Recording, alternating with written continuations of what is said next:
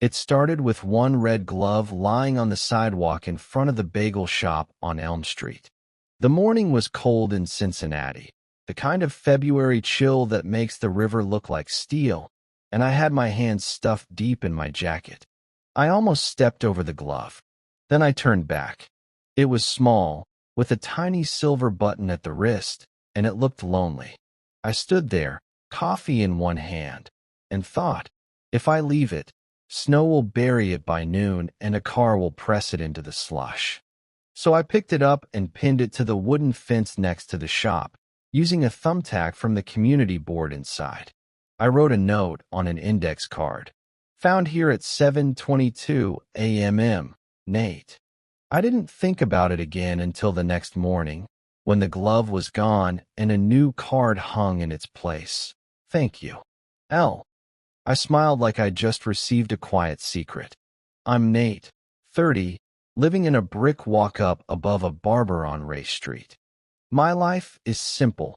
Spreadsheets at a small logistics company during the day, long walks in the morning and evening, a once-a-week call to my sister in Columbus.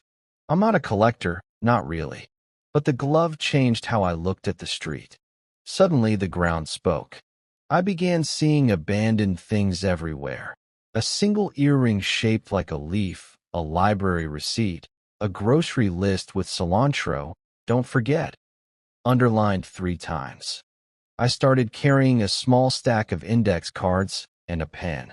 When I found something, I wiped it off, snapped a photo with my phone, and posted the item on the corkboard at Maple and Steam, the bagel shop with the orange door and the best sesame bagels in town. I drew a quick map, a dot for the corner, an arrow, the time. I tried to keep it neat. On the 3rd day, I found a key on a green ribbon. It sat right by the bus stop bench like a quiet question. I pinned it to the board with one of my cards. A teenager with a backpack stared at it, then at me. You do the lost and found thing, he asked. I guess, I said. Cool, he said and left.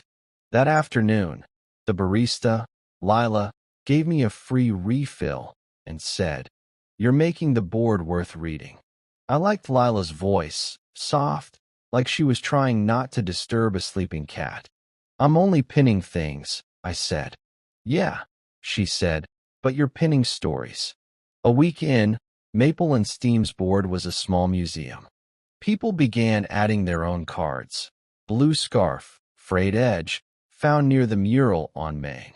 Child's mitten, green with dinosaurs, claimed by 4P.M., if possible.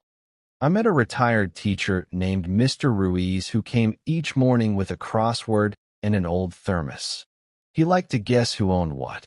The earring belongs to a drummer, he told me, tapping the table with his pencil. You can hear stage lights in it.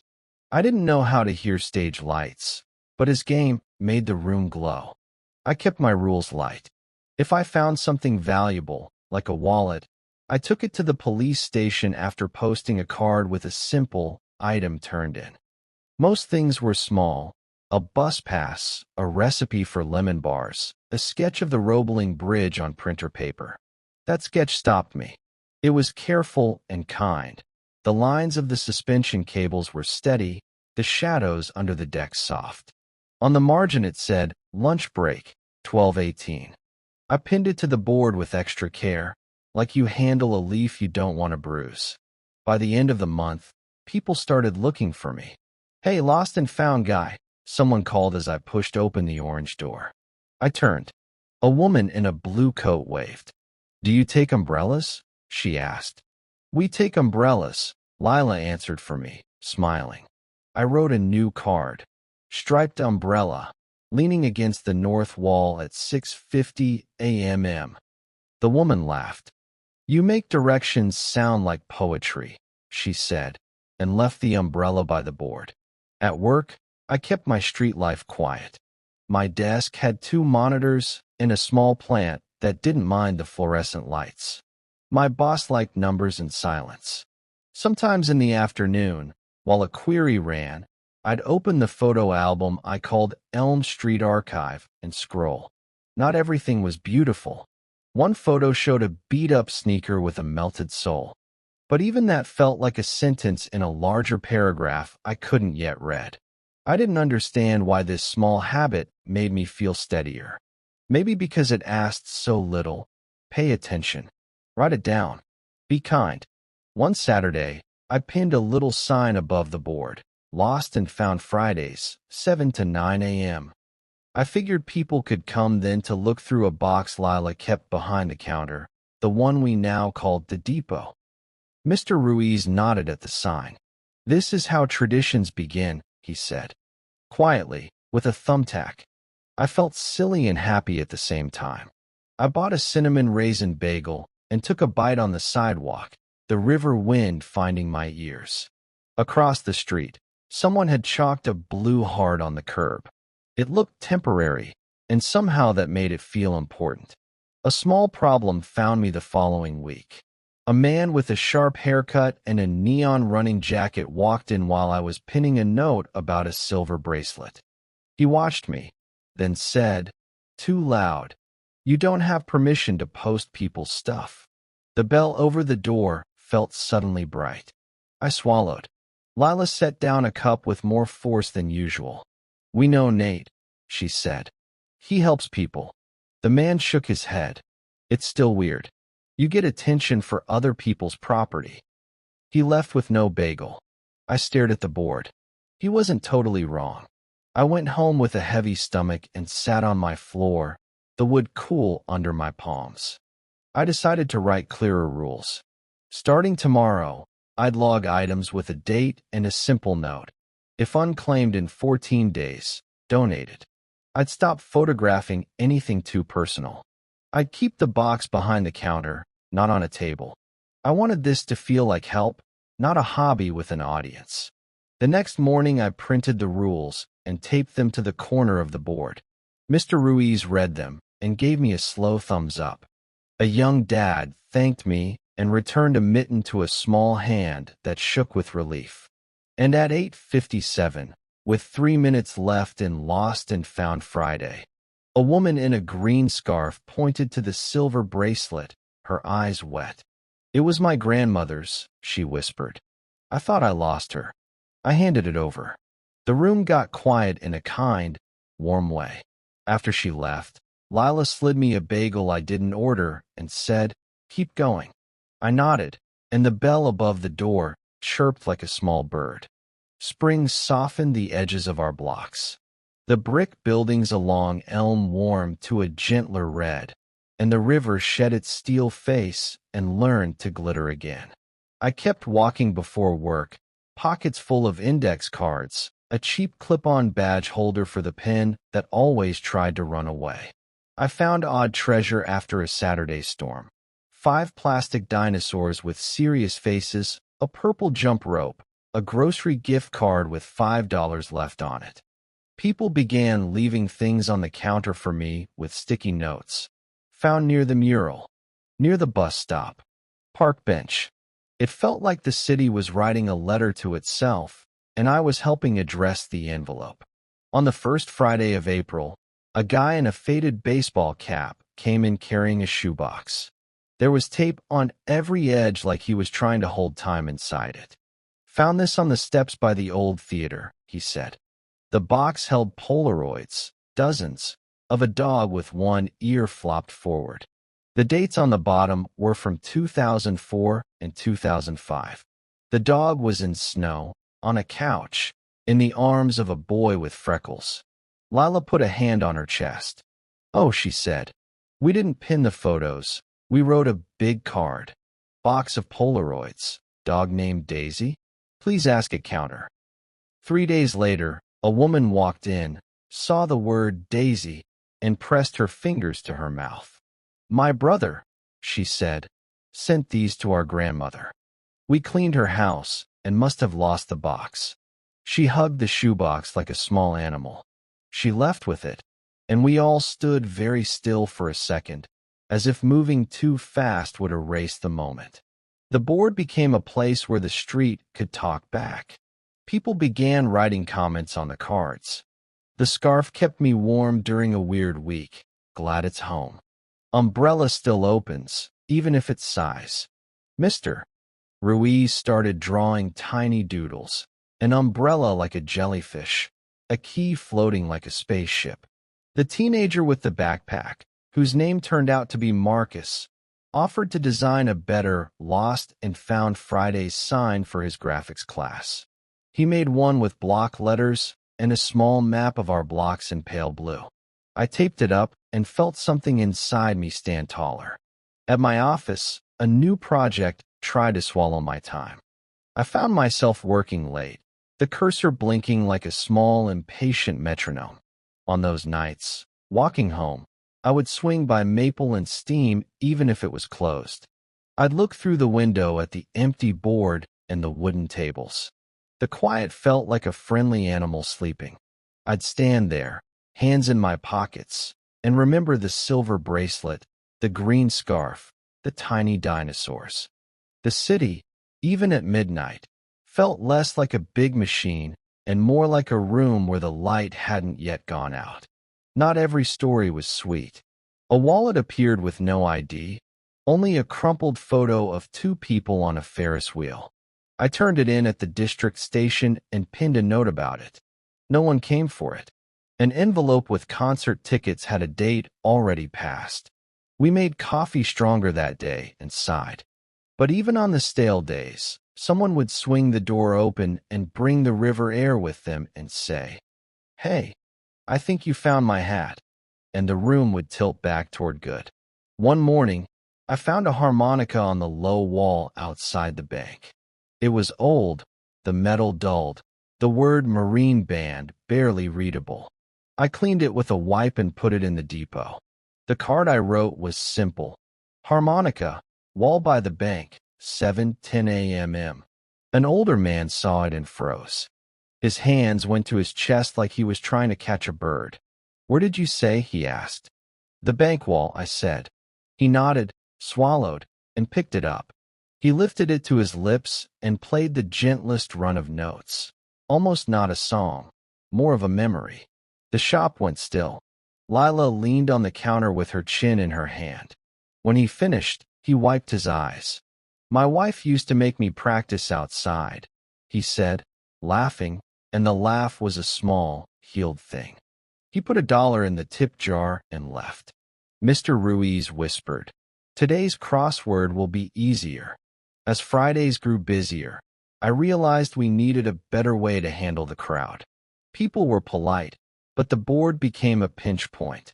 I asked the owner, Mrs. Patel, who came in from the kitchen with flour on her cheek, if I could run a simple table in the corner during the rush, a ledger, a box, a sign-in sheet. She said yes and added, "We'll give a free small coffee to anyone who claims something with a good story." Lila clapped. Marcus made a smaller sign for the corner, "Depot open." We were official in a quiet way. The man in the neon jacket, my critic, returned one afternoon. I felt my shoulders tense, ready for a sharp sentence. He looked at the board, then at me. "I lost my ring," he said, softer than before. "Plain gold band. I think I dropped it near the bus stop after a run." I checked the ledger. No ring there. I wrote a new card. He stared at my pen as if it knew more than he did. "Sorry about last time," he said without looking up. "I thought you were showing off." I shook my head. "I get it," I said.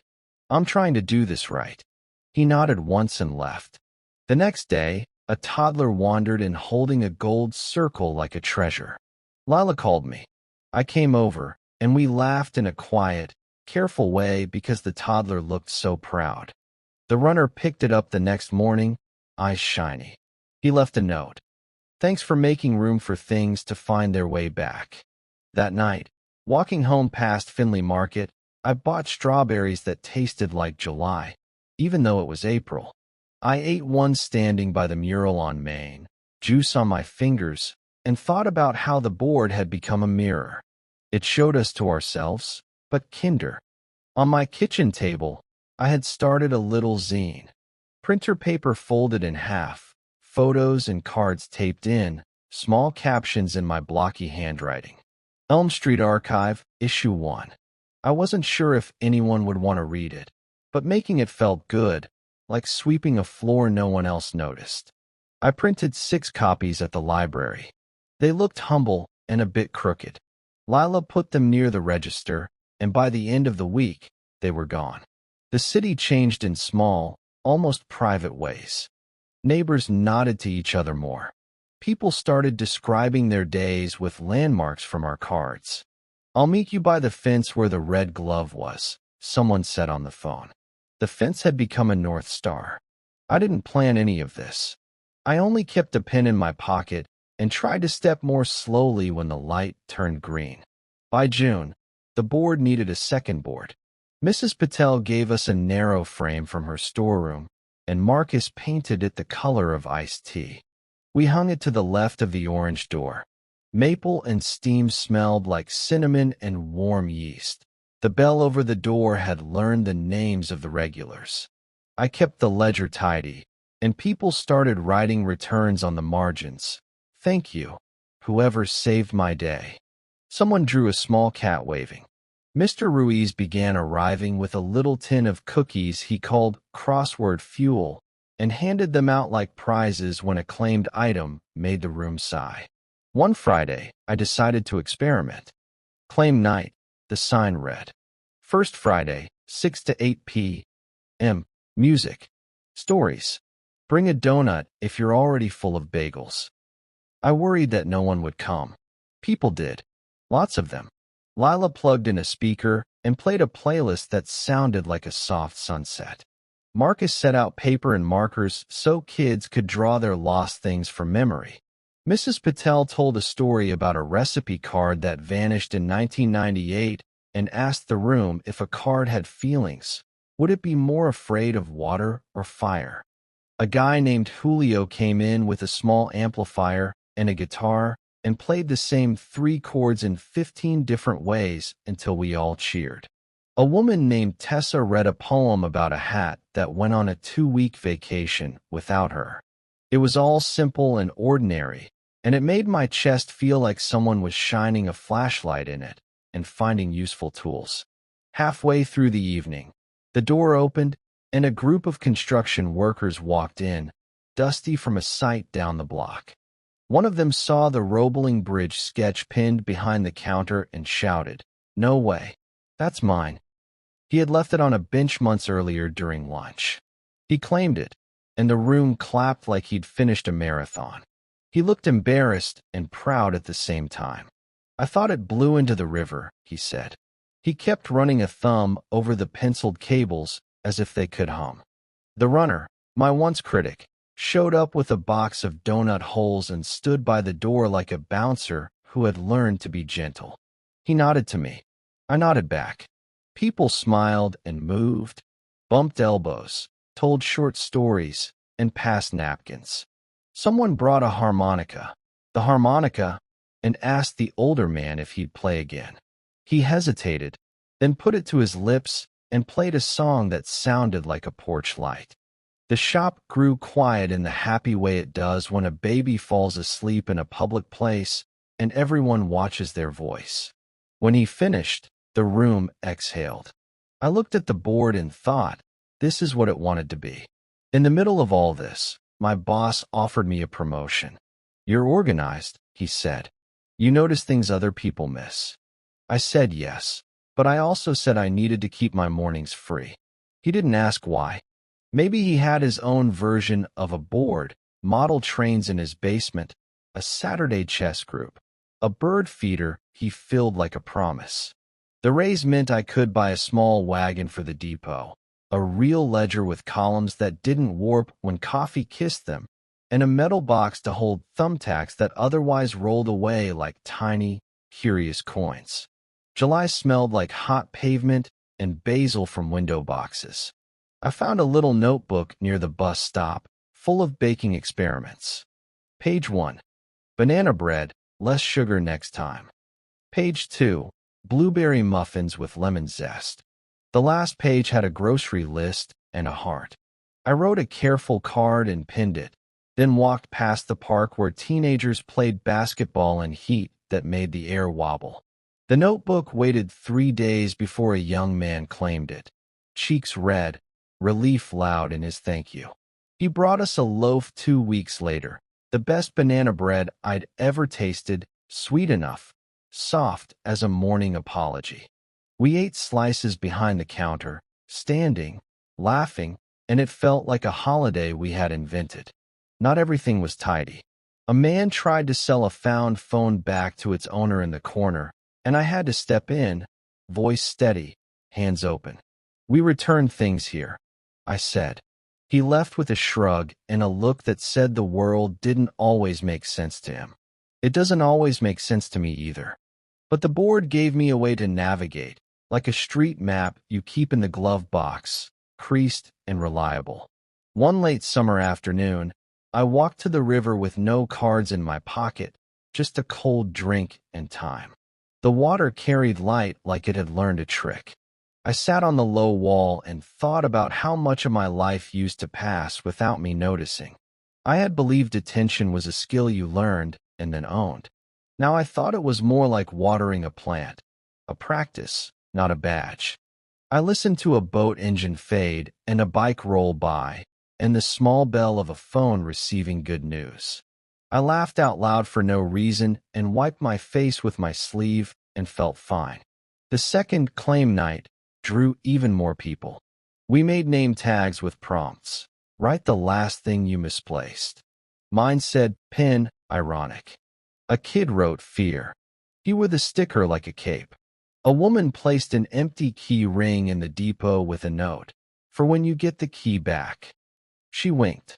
We roasted a small tray of marshmallows with a kitchen torch in the back and made messy esmores that tasted like camp and summer and being 7. The floor got sticky. We mopped.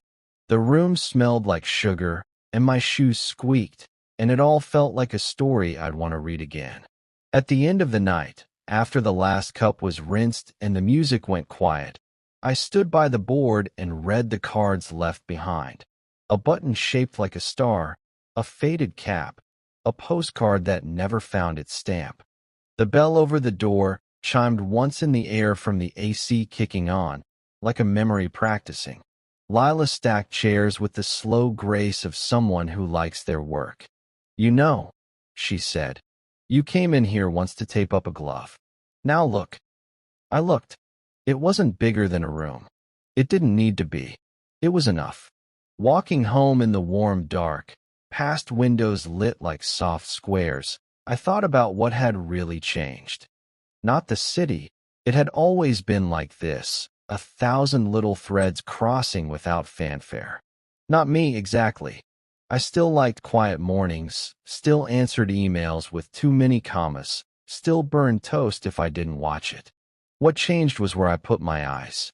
I had started looking for what was lost, and found something I didn't expect. Names, faces, landmarks that felt like commas in the long sentence of a day. I had been cataloging objects, but I was really learning a grammar for belonging. At home, I opened the latest zine. The cover had Marcus's map. Inside, a photo of the first red glove, a brief note from Mr. Ruiz, a drawing of the harmonica like a small silver boat. I wrote a line on the last page. This issue was made with coffee, flower dust, and river light. I turned off the lamp and stood by the window for a while, the night warm and kind. Somewhere, a porch light clicked on. Somewhere, a dog barked and then stopped like it remembered it didn't have to explain itself. I thought about tomorrow's walk, the click of the pen, the board with its 2 frames. I didn't know what I would find. That felt good. The not knowing made a roomy kind of peace, like a pocket you keep empty on purpose, ready for whatever small, human thing the street decides to give back.